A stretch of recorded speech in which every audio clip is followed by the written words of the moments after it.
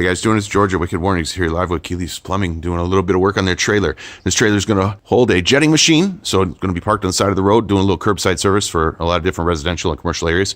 We wanted to get a little bit of branding and more warning lighting on it, so we went with green and white. Matches up with a couple other vehicles we did for them.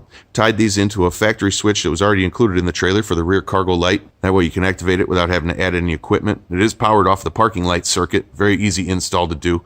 As long as the parking lights are hooked up, these lights will work no problem.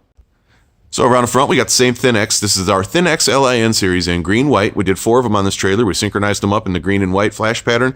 Kept it a little bit slow because we didn't want to drive the guys that are working around this trailer batty with a crazy wild flash pattern. Thanks again for watching Wicked Warnings. Make sure you check us out for any kind of trailer builds that you need and everything else for construction and emergency safety and strobe lighting equipment. We'll see you on the next video.